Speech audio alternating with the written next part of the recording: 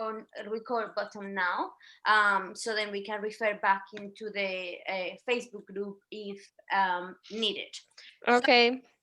yes, I am gonna go ahead with one question, that the only question that is on the group. As you know, we're gonna be touching, or we're gonna be talking today about rest, recovery, and sleep, which was the most voted option. And there is one question from Luan. She's not. Let me see. Someone else is trying to get in. No. So she's not connected. I'm gonna keep checking just in case she connects. And the question is, what is it considered a healthy or ideal sleep pattern for someone training regularly? So that's one, because she had few questions. Do you guys know the answer to that? I don't know. 8 hours, 8 to 10 hours, I would say. No.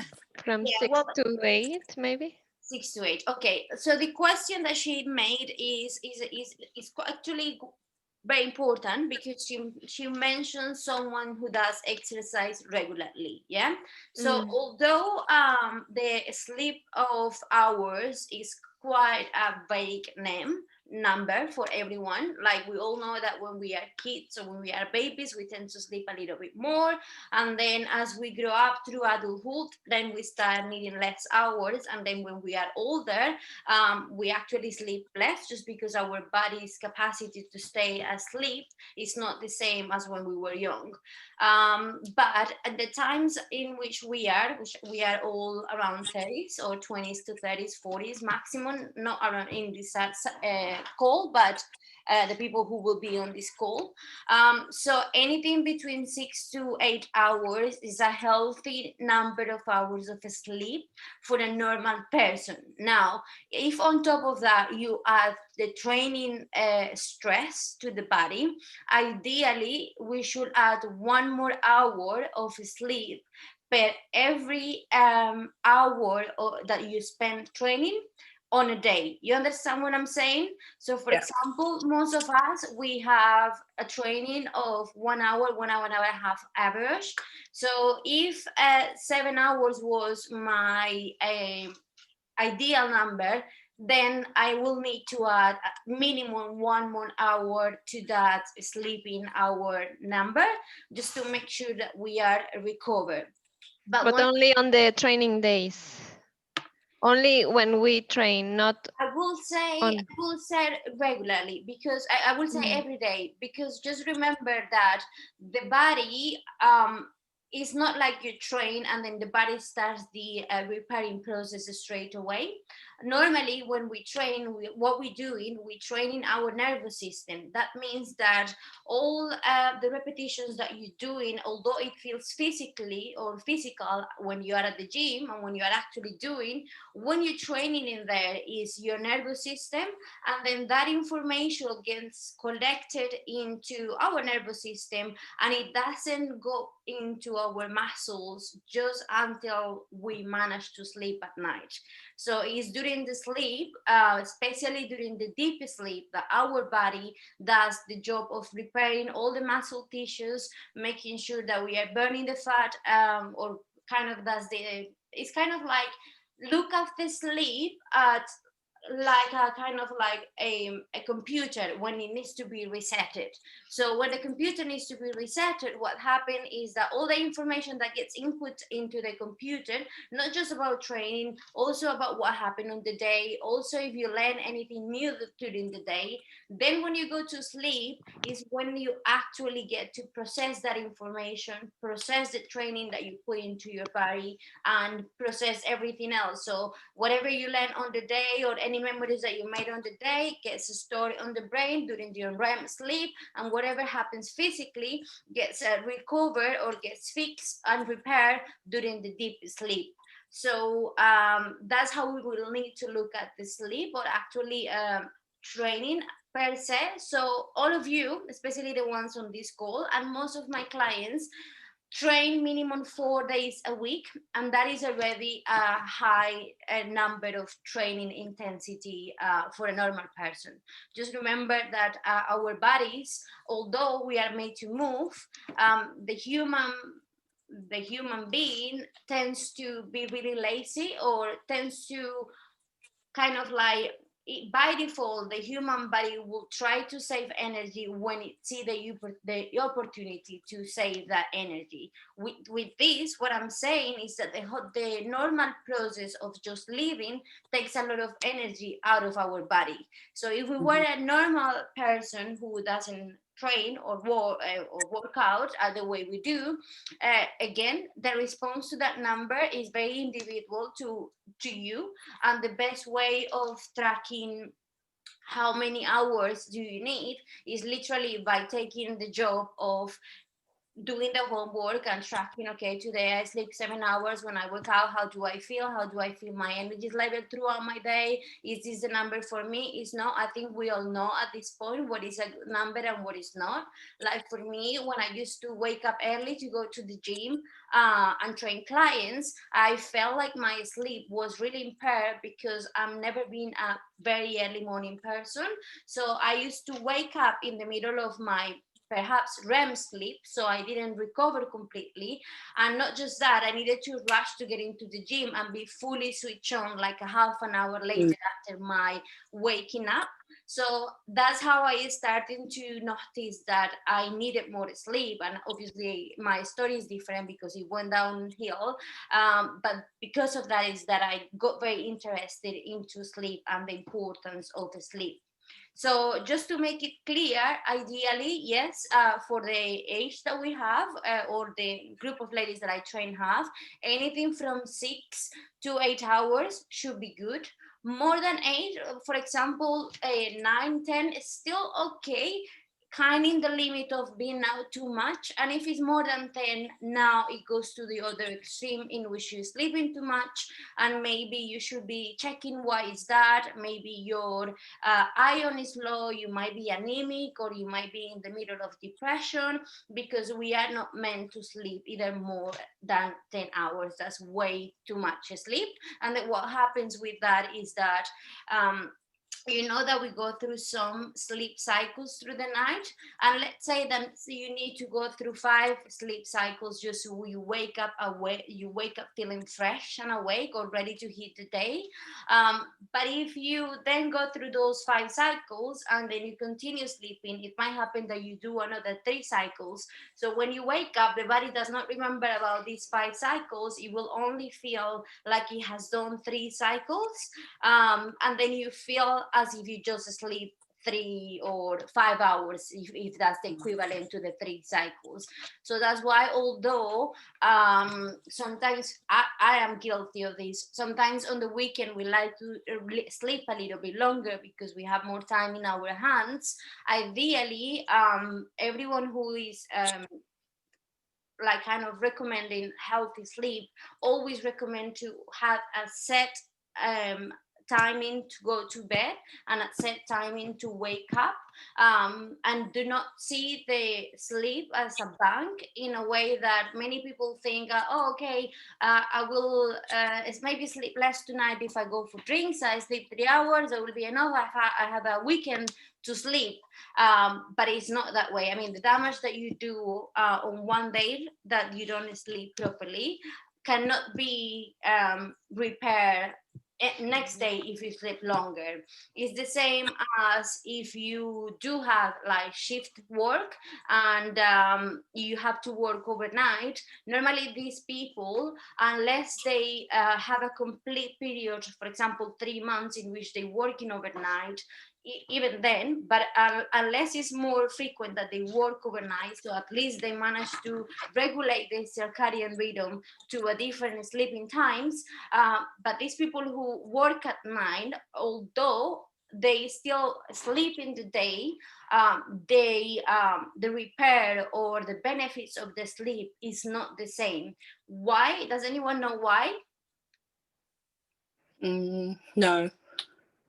Okay, the reason being is very simple. It's because deep inside we still are these Homo sapiens that out of the blue, in a couple of 100 years, we evolved really, really, really fast. But our body, although it has evolved along with the history and everything, it hasn't evolved at the same pace as technology evolved.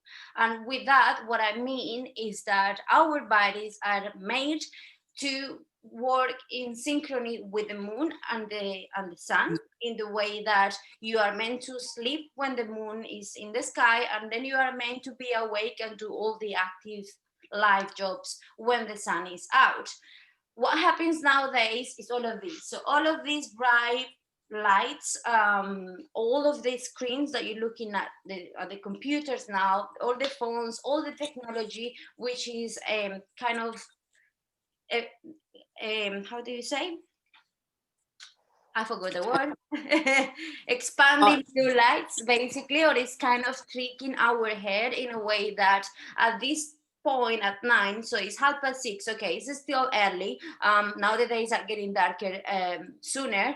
But what I'm saying with this is that in a normal, ideal day, by 8 or 7, the day should start to look a little bit darker, like it is now, and that it should start sending a signal to our brain to start producing melatonin. And that melatonin doesn't get produced until our eyes and our senses feel that it's time to go to sleep. So that's why nowadays we have so many people, so many teenagers that have completely shifted their kind of circadian rhythm. And that's what happened to myself when I have the sleeping problems. And what we have been doing to fix my circadian rhythm, because it doesn't get fixed as easy as you might think it will, is I need to take melatonin every day at 6 p.m. just to start stimulating my hormone of melatonin, which is not working properly. But on top of that, then there is another thing that I will talk later on this call, which is called the sleep hygiene. And I will send you, if I didn't already, a PDF. I think I did. A PDF. Someone is Annabelle is joining us now. So I will send you a PDF presentation of the sleep hygiene when I finish this. So that's basically the answer. I don't know if I answered clear. So the answer is basically that we are meant to work with the moon and the sun. So we are meant to be awake with the sun. The natural light is out, and we are meant to be in bed when there is no more light. But since the creator of light, but not so much fire doesn't have the same stimulus on the on stopping the production of melatonin. That's why sometimes they recommend to maybe turn on some candles at night instead of having the bright light that I'm having on top of me at the moment. And in the house here, we also have the option to gradually turn the lights to make it a little bit warmer. That's also a really nice. Annabelle, are you in? I'm here. Oh, you're here. Okay. So we're here with Sandra and Nicola. And as I explained at the beginning of the call, is that if we are involved in a conversation and the call gets cut, just reconnect again, because Zoom will cut me after 40 minutes. But I'm willing to spend 1 hour if you guys have the time. Okay? Okay. So at the moment, we just replying to the question that it was asked on the group, the only question. And we were just talking about why the sleep during the day doesn't equal the sleep during the night in terms of recovery for the body. And it's basically because of what I was explaining, that we are meant to work when the sun is out. Also, that's why in countries such London, when we barely get to see the sun, although this is why the human body is so clever, because although we don't get to see the sun, as we don't get to either see or feel the sun, the body still is aware of the sunlight, even behind all the clouds. Our body is still able to sense it. And that's why when someone is struggling with the sleep, the first thing that they recommend for this person to do is to get out to the sunlight exposure at least 15 minutes a day, especially in the morning, and that will help the body to regulate when the sun is out and when it's not. And the same applies to where all of these artificial lights, we shouldn't be in front of the computers or in front of our phones or in front of our TVs until we fall asleep. Or if we do, then we should be doing it with blue light blockers, which I have mine. Now the problem is that I either see or protect my eyes. So I'm gonna get my lenses done with the blue lights built in. But at the moment, while I get that done, I use normally blue lights after, like for example, if it's 8 and I still have to do some things around the house, I will use my blue light blockers, and it really, really helps to improve the sleep. Okay. Now, the other question, okay, she's asking about tips, but I can give you tips later because I have plenty of tips. So what questions do you have with regards recovery in a specific sleep, which is what we're talking about today? Any of you? No, I don't know. I think sometimes, you know, if you don't know how many hours you need to sleep for to help recovery, I see like a lot of people training and not seeing the results that they want. And I think sometimes that's down to not, you know, getting enough sleep, because it's not, you know, all about training really hard in the gym. But what is interesting, or I don't know if you know, but I mean, well, not interesting, what I want to know is there like a difference between when you're like training, you know, weights, compound weights, because then we've got other people that might, you know, do a lot of running, like cardio-based weight training, cardio-based training. So does that 1 hour, do we still need that extra 1 hour for weight training, or does it vary depending on what kind of training you're doing? Good question. To be honest, it doesn't, when on the studies that I have read about the people who practice exercise on a regular basis, they didn't specify the intensity of the exercise. Remember that everyone perceives kind of intensity in a very different way. And for example, I know for sure for someone like Sandra, if I get her to run for an hour, it will be like if she runs a marathon. But she can easily train like you, Nicola, for 2 hours in the gym, and perhaps she still wants to keep going. I might have to tell her, no, stop, is enough, because there is an element of as well like your physical composition and your just mental predisposition to the activity as well. But in terms of people who train, for example, powerlifting, especially powerlifting, which is lifting really, really heavy loads, and that impacts the nervous system literally 100%. When you train powerlifting, all you're training is your nervous system, so you actually feel it. Especially, I don't know if you have experienced it, but have you not feel, for example, on days that you get to lift really, really heavy, how little energy you have soon after training session? You feel knackered, exhausted. You feel like something just knock you down in the head, and that's one of the reasons as well why I stopped myself from lifting the way I used to lift before, because I had to make a decision. Okay, am I gonna be competing? Am I doing it just for joy? Because I can get the same stimulus if I drop down the weight, work on tempo, if all I want to do is to grow my legs, let's say, because I'm not competing. So what's the point of lifting 120 kg on sumo deadlift rather than just my own ego?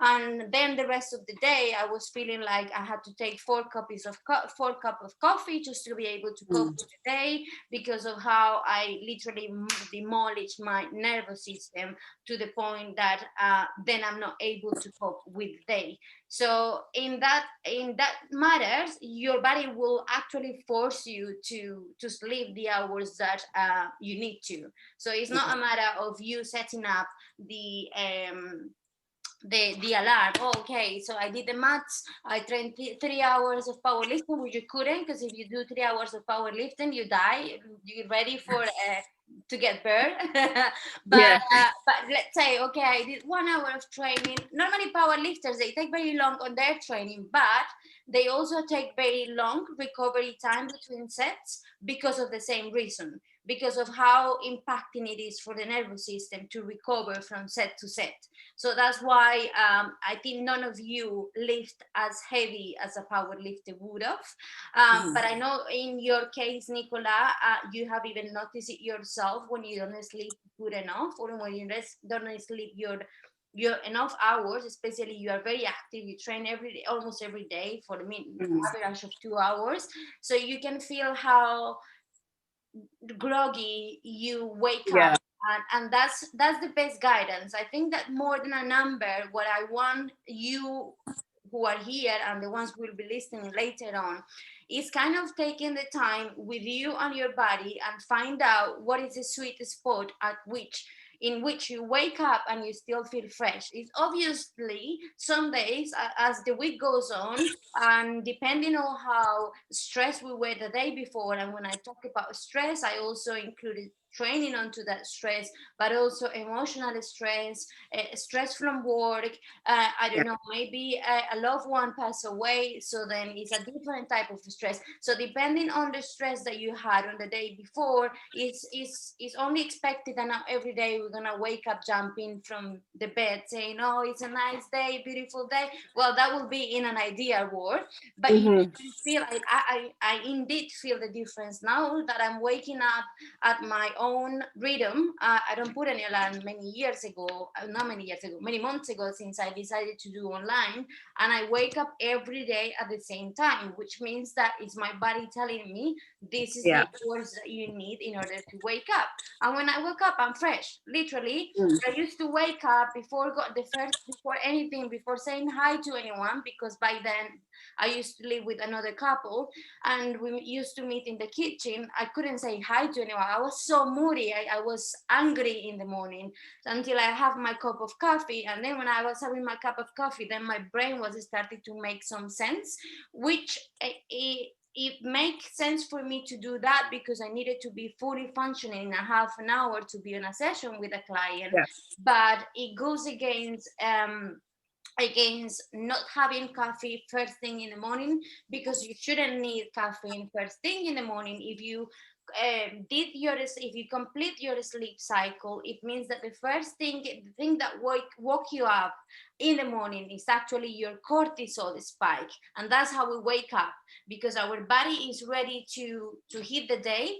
So the cortisol spikes a little bit and it stays up for the first 1 or 2 hours of the day. So that's why having coffee first thing in the morning doesn't make any sense, because you should be using your own natural cortisol that is giving you energy. And then when you run out of your natural cortisol, then you can consider having your first cup of coffee. Because I know for a kind of how do you say? Oh my gosh, my English today. But for like cognitive functions, the caffeine makes wonders. So for example, when you need to wake up and you are someone like Sandra, who works in an office, now she's working from home, but her work is really heavy in front of the computer, so you need to have that cup of coffee that is going to give you the focus to focus on the task that you have in front of you. But I also know that Sandra has already gone to the gym, so she has been using her cortisol already in the morning, and then she's willing, or she's able to have that cup of coffee. Also, if you guys go early in the morning, it's understandable that you want to have coffee first thing, but I will give you my best advice. I used to be addicted to coffee. Literally, I go the day first because I love coffee taste. Second, I got addicted to coffee because my first job here was I was working in Pret a Manger. So that's how I got addicted to coffee, because I had unlimited coffee. Yeah. That's where your obsession comes from. Yeah. Exactly. That's where my obsession comes from, because I used to work with them, and then I became barista, which is the one that makes the coffees. I was all the jobs in Pret, like barista, hot chef, all of them. But then I also have unlimited coffee on a job that I used to wake up at 4 a.m. in the morning and then perhaps finish at 8 p.m. at 9. So I used to work like crazy hours when I was in Pret. Because yes, that's what they do with immigrants. When you are young, that's what they do with you here. They don't give you all the rights that you need or you are entitled to as an employee. They just abuse from you until you realize, hang on, British people don't do that. Why do I do that? Yeah. But yeah, that's where my coffee addiction comes from. First, because I love the taste, and second, because I physically needed the coffee. I have always been really active, and I have always worked really hard. So the same when I used to work in Apple, because my shifts were always at night, I was capable to drink coffee very late at night, and I barely felt anything. That's how high my coffee threshold was. But it didn't mean that it was good, because long down the line, and you guys got to experience that, it then had detrimental because you never, health. your body can never shut down because you're so Exactly. reliant on the coffee. Okay, so I've got another 2 questions, sorry. No worries. So another one, okay, so this is still about the training, so I've got 2. But another thing, I was reading a study, which has nothing to do with my questions, that says that you shouldn't eat or drink anything until like 1 hour after you've woken up, to allow your body's natural hormones to kind of, level out. So using, like you said, your natural cortisol and things like that. So I don't know if many people know that, but it's, it's good because it takes your body a bit of time to wake up. But that was just one study that I've been watching online. Another thing that I have, so going back to talking about training and break, so you mentioned that the powerlifters take longer breaks. So I know they take like 2 or 3 minute break in powerlifting versus us who might take a shorter break, like 1 minute between our sets. So they take the longer breaks to help their nervous system recover. Is that right? Or Exactly. Yeah. Because basically, if you were to do a powerlifter set, normally they do, let's say they do 5 reps with 80% of the 1 rep max. And 80% or of the 1 rep max could be 2.5 times their body weight. So if you do 2.5 times your body weight on a deadlift for a set of 5 reps, you finish and you can barely see. So yeah, because I have felt that in the point in which I have finished a set when I thought I was a powerlifter. Not that I wanted to train for that, but I wanted to be the strongest, smallest girl in the planet. So yeah, crazy me. So I was doing like kind of powerlifting training, and sometimes when you finish the set, you can barely see. You need to just throw yourself in the floor. It's not even that you wanna everyone. It's not even seeking attention in the gym when you see people like just throwing themselves on the floor. Or I don't know if you have seen Susie at the other PT. She used to train for powerlifting, and every time she used to finish her set, she just throw herself on the floor. Is basically you hit your nervous system and your body as well and your heart so hard that when you finish that set, you feel like your heart is gonna come out of your chest. So what you need to do, you need to wait long enough until your heart rate is in a safe place to start the set again, because otherwise your blood pressure, and sometimes you might have some cardiovascular problems because of that as well. So that's why the heavier the load, the super heavier the load, the more recovery you should have after the set. But this is also why when I normally recommend anything from 60 to 90 minutes, 90 seconds rest in between. But when you girls start to feel that you need more recovery, especially my workouts, they always have a main kind of lift or few main lifts. So if you know that that's the main lift of the day or the strongest lift of the day, how do you know that? By deciding on the amount of reps that I get you to do. If it's anything below 8 repetitions, then that goes more towards the strength area. And that means that after that set, if you still feel you're not ready to lift that same load again, I much rather you to rest a little bit longer over forcing yourself to go straight into the next set because 60 minutes have gone past, and you have to do it after 60 seconds. Sorry. Why? Because if you're not ready for that lift again, that's how you end up injuring yourself. How do I know that? Or how do you know that? Is, for example, last week I was doing my heavy deadlifts with my coach that I went to visit him in Nottingham, and he literally forced me to lift super heavy on that day because he wanted to see how much I could lift nowadays.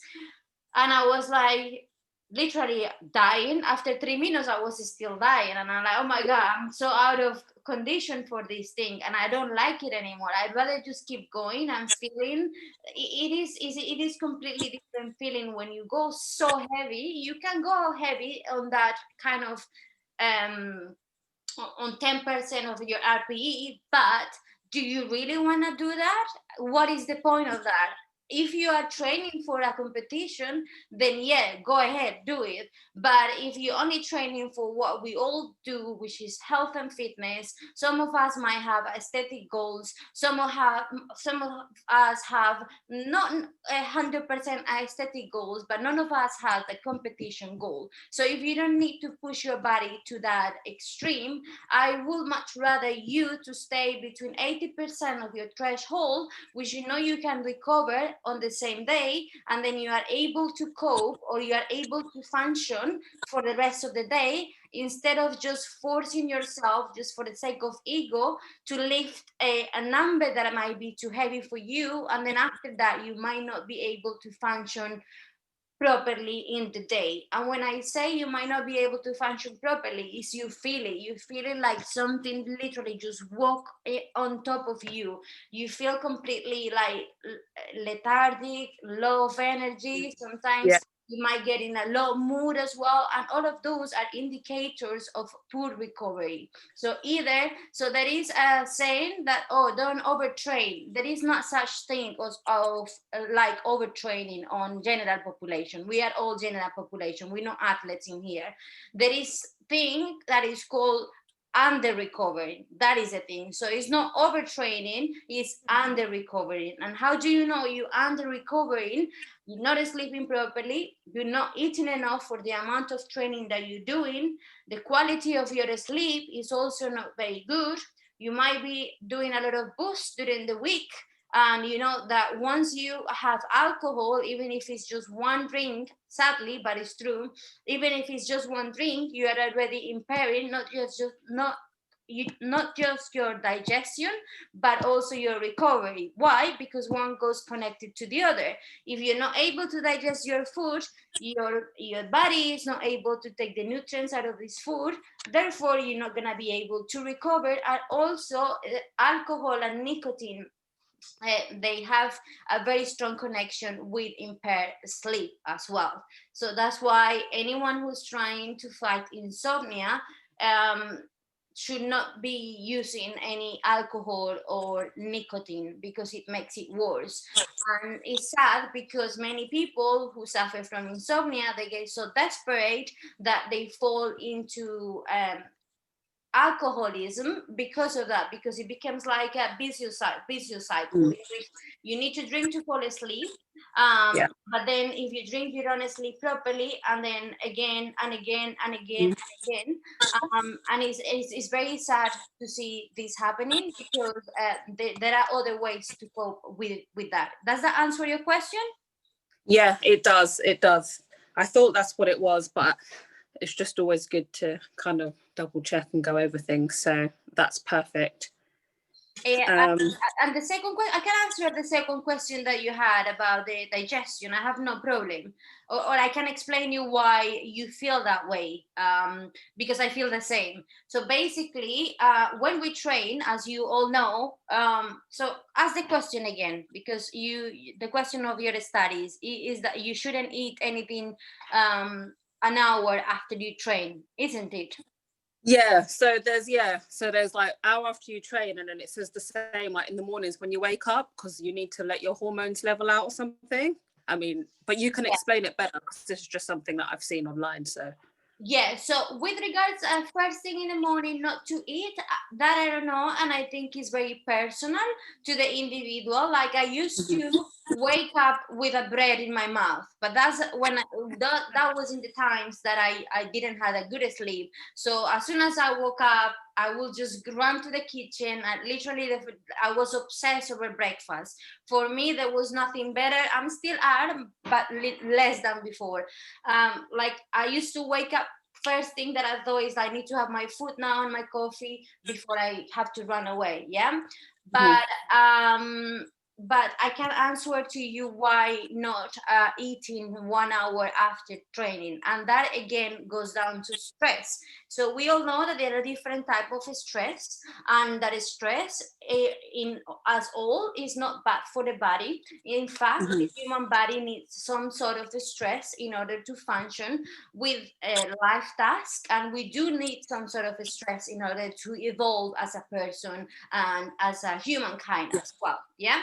But one of the ways of stress is the stress that you get from training. And although most of us use training as a way of de-stressing ourselves, or at least our mind, that has always been my best way, or my best addiction. And I'm very glad that that was my addiction that I decided to have, which is exercising to cope with my anxiety.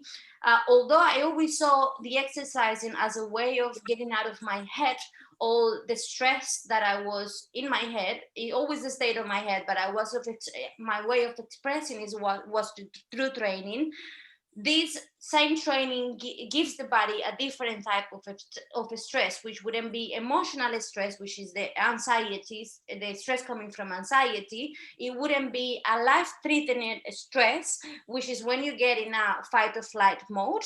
For example, if there is a house on fire, of course you're not gonna get inside the house. Your autonomic response is to run, because you wanna save yourself. Yeah. And then there is psychological stress. But anyway, I can get into the different type of stress in another call. But the one that I want to explain to you is training is a stress, and it's very hard for the gastrointestinal system.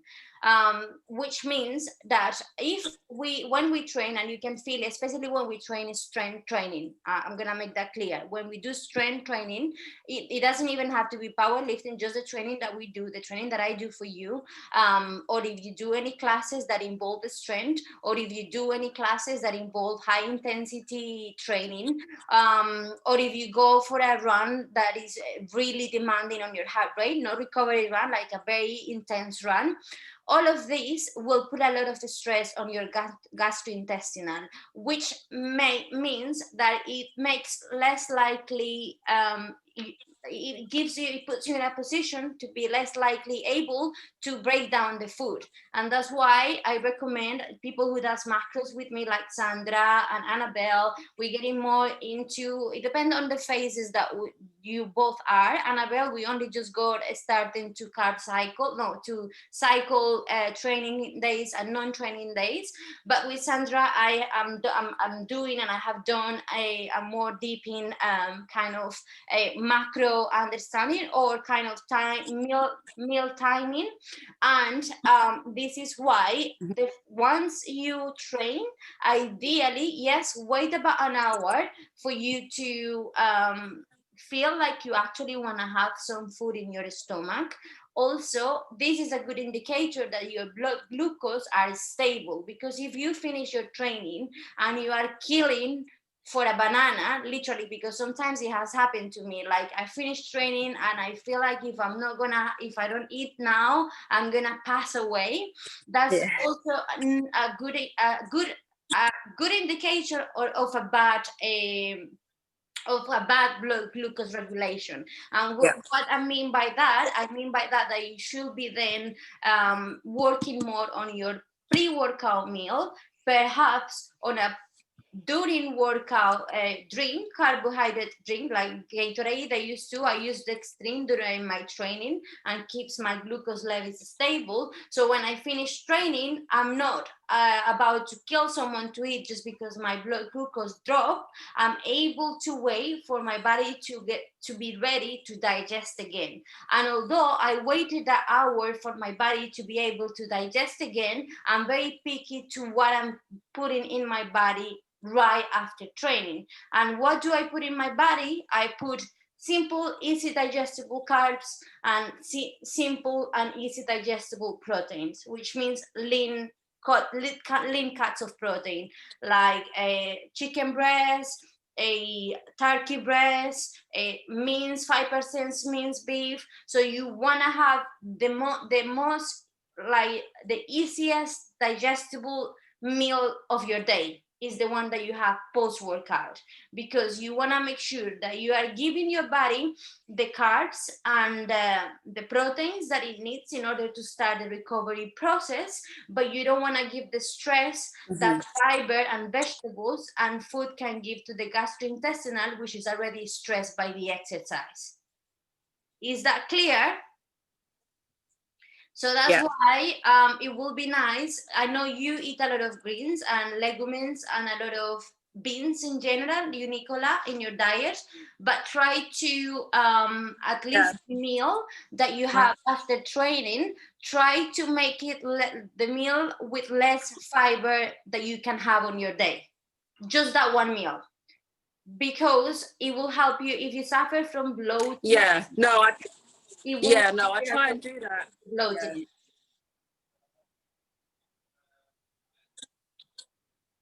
Yes, God. Yeah, no, luckily I don't suffer from bloatedness, but I do. When I'm not hungry after I train. At least, maybe for like an hour. I'm more thirsty, so I'm not starving. I used to in the beginning, but then I also feel like you get mixed messages because people say, oh, as soon as you finish training you need to eat within half an hour. No, so you feel like, oh my god, I finished training, I've got to eat food, you've got to eat this food really quickly, but really you don't. And if you're not hungry, then you shouldn't be forcing yourself to eat. Exactly. But that is the message out there in training. It's like, eat or have a protein shake as soon as you finish working out, and it's just like, that's not right, is it? It's not. A lot of that's why I'm getting so emotional about all of the stuff that we're gonna be learning, because that's why it's so important. And this is one of the reasons why now that I start in this coaching as opposed to just being a trainer, we are all together gonna make so much more progress, because it's not unknown for all of you that I am a geek, and all I do is to read about fitness and nutrition and sleep and recovery and all fitness related. Not since I became personal trainer, way before that. It has always been my obsession. First, it was my sports. Second, it was what I wanted to do, and then it happened that life didn't got me the chance to do it straight away, but I ended up doing what I wanted to do. So it's a passion of mine that has been stable throughout my life, and which has allowed me to see the different myths and beliefs that go through the fitness, and they come and go like fashion. It's like any other, so we are talking about fitness, but I imagine in fashion, which I have no clue about fashion, but I imagine in fashion is the same, and that's why we see trends coming back and forward. So we are now wearing what our grandparents used to wear, and it's in fashion. So it's kind of the same thing, but with the difference that on nutrition and on fitness, I think you cannot reinvent the wheel, and sometimes and social media has a lot to do with this miscommunication. Sometimes because you want to call attention or from someone, I don't know, because you need to grab, because this is like a fight. Here in nowadays, everyone lives in a fight of who gets more followers, who gets most view, who gets more likes. Not in a physical fight, but in a communication fight. How do I get the more attraction from And then Yeah. they come up with this stupid nonsense scientific based studies and blah blah blah, and then 2 years down the line you see the side effects of that, which 2 years later earlier was like the red pill basically. So that what you just mentioned about the protein right after your training, you need to have your protein right after your training, you need to have your amino acids. I don't take amino acids long time ago. Why? Because the amino acids are on the meat, and I take my protein. exactly. I did take my protein powder. The one I use has leucine, which is the most important amino acid when it comes to muscle mass production. And then the rest of the essential amino acids, I get it in the food that I eat, because I eat good food. So I don't need to spend 20 pounds a month on a powder amino acids. If I can fix my diet, that's why I have never started any of you telling you, okay, so we started the training plan and this is the list of supplements that you need to buy. I think exactly. we start talking about supplements when people ask me in a specific, or when I see that people is struggling, let's say about sleep, then I know what natural supplements you should have, that I have them ready here. Magnesium biglycinate is the one that you want to have for sleep or for the nervous system recovery. You can have one right after training, and then you can have one before going to bed, and that's going to help you to calm down the nervous system, which will then pass you from being on a sympathetic, which is where we feel when we are stressed and where we are just finished training, that sympathetic mode, the fight or flight, to parasympathetic, which is in a state in which we are now. So it's called fight or flight, sympathetic, and parasympathetic, rest and digest. So this goes together with the previous question that you asked me. Why you don't eat right after training? Because you still on sympathetic, from the nervous system standpoint, you're still on a sympathetic mode. So you need to wait a little bit until your body is again on a parasympathetic mode, which is rest and digest. Yeah, exactly. Otherwise you're just gonna, exactly. Otherwise, if you force food down just because it's 1 hour after your training, and otherwise my anabolic window is gonna close, because it was a time that they used to talk about this. Oh my god, close, and then people is forcing food down your throat, and then you have your belly bloat like if you were pregnant, and then you have your belly full of farts. What farts are telling you is that you're not able to digest something, and what is that you're not able to digest is the food that you forced down when your body wasn't ready to eat. So I think something that I always highlight is being connected or being in sync with your body. And although you come to someone like me, or perhaps a nutritionist, or your sister, for example, Nicola,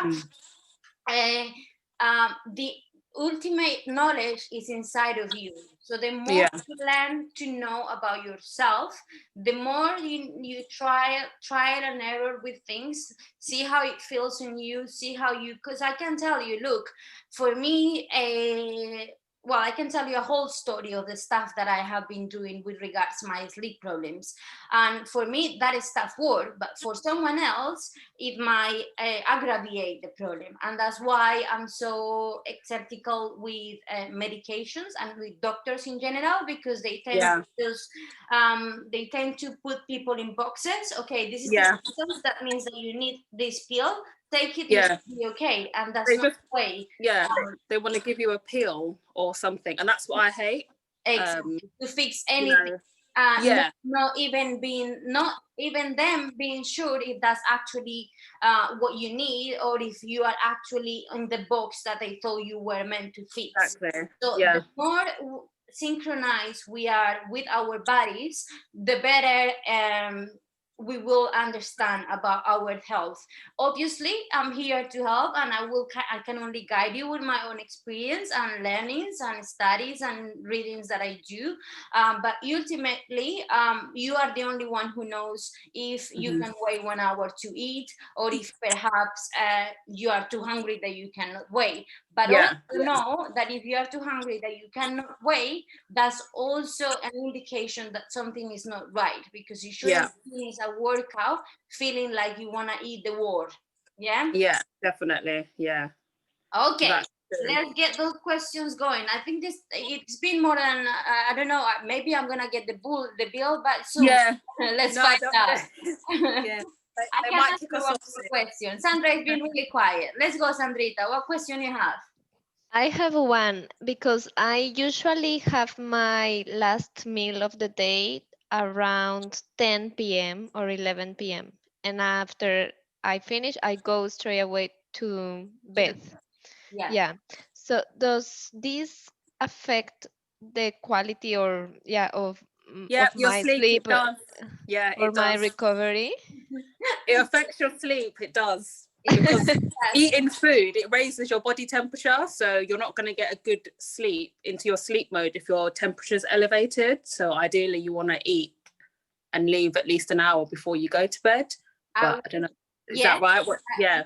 Okay. You go, Stella. Nicola, I echo that. However, there is one fruit you can sleep. Nicola, you can put this in your notes. Banana, you can sleep. Banana is Yeah, oh yeah, absolutely not good banana. because Yeah.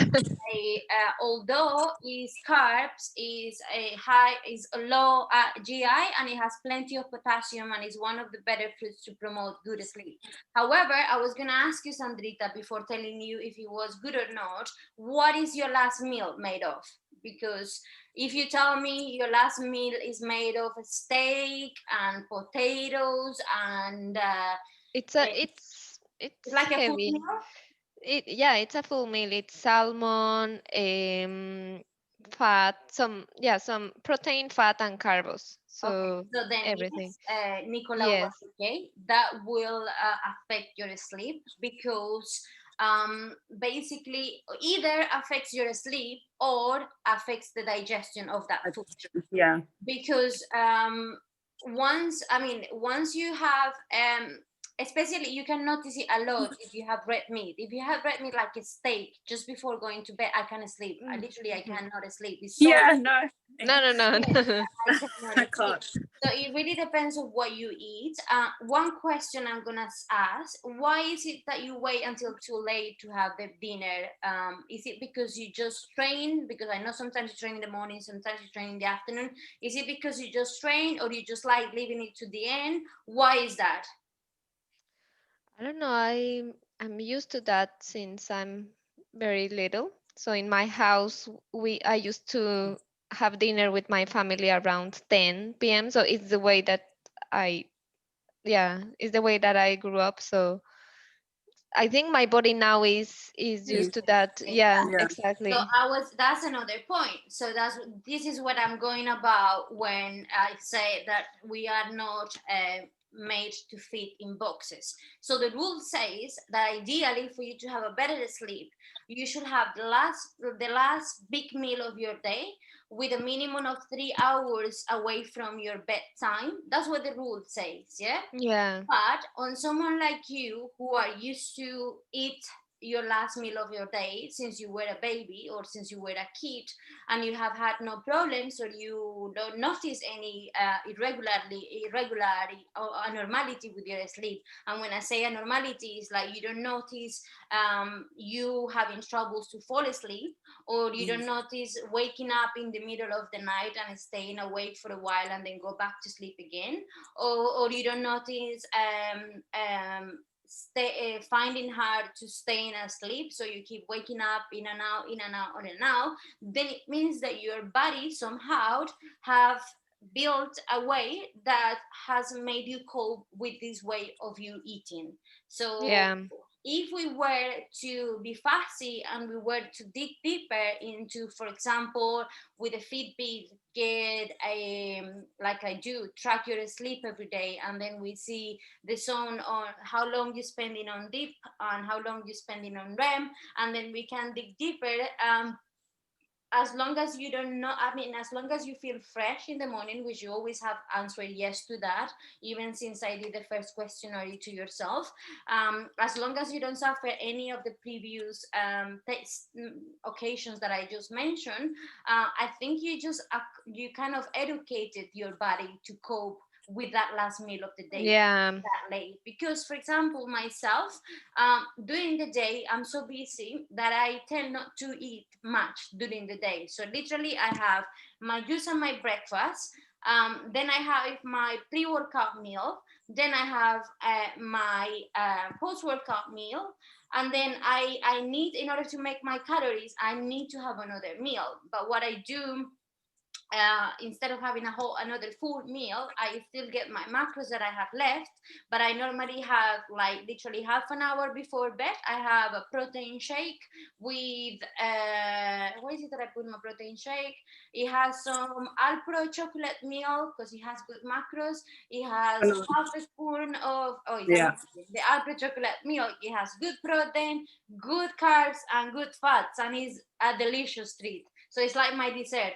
I put half a spoon of the protein, and then I put 1 spoon of almond butter, and I have that. It's not a meal, but I feel that actually helps me to sleep even deeper, because it's what is called the insulin spike. You kind of get into an insulin spike, but you need to be really careful because you don't want to have so when I say the insulin spike, you can have what I have because it has some protein in it, but you don't want to have a donut just because before bed. Why?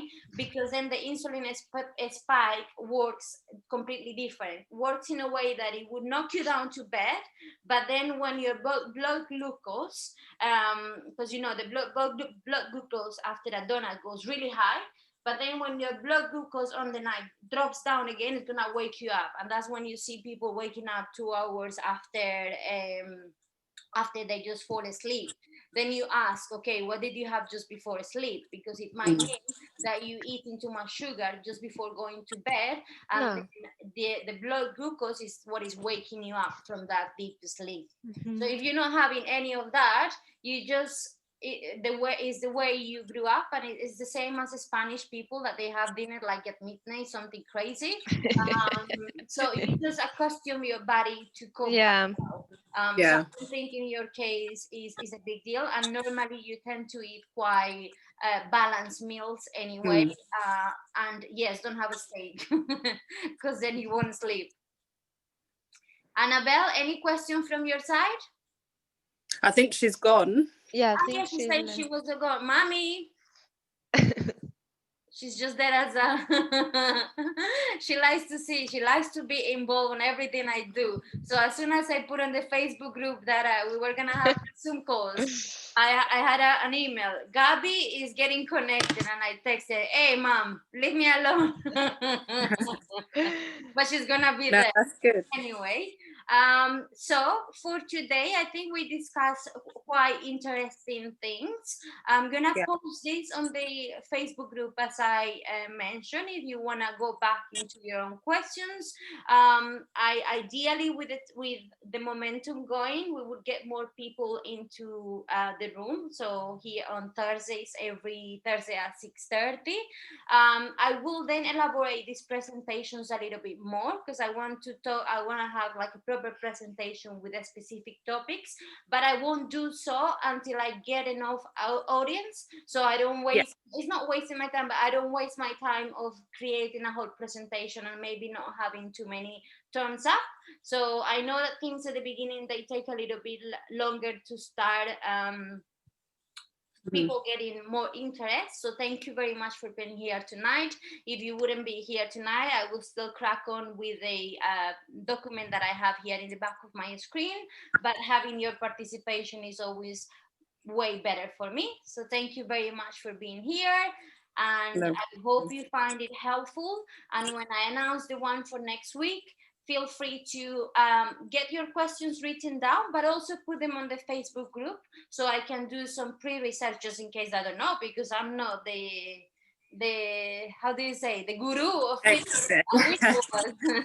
So Stella, can we invite other friends to the sessions? Can we invite other people or the reason what is- why is it for Oscar?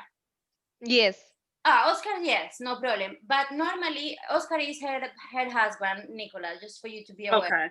Okay. So with Oscar, no problem, because he will be either next to you, or so he can be in here. I have no problem. But the reason why I will say no to inviting friends or stuff like that is because I'm keeping this Facebook group, as a very exclusive Facebook Okay. for people who is under my training. So for people who is or have been under my training. So I'm growing the community, but I want you guys to feel this as a value for the service that you are paying, and then it wouldn't be fair on you if you invite people who is not paying for the service. Is that clear? Yeah. Yeah. That's fine.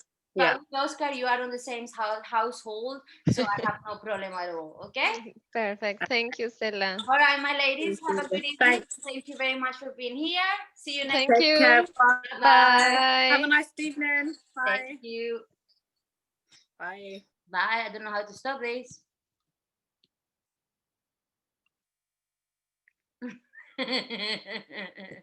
Ay, amor, pero como eres de inteligente. Espérate, ya te llamo. Que se está recordando. Chao.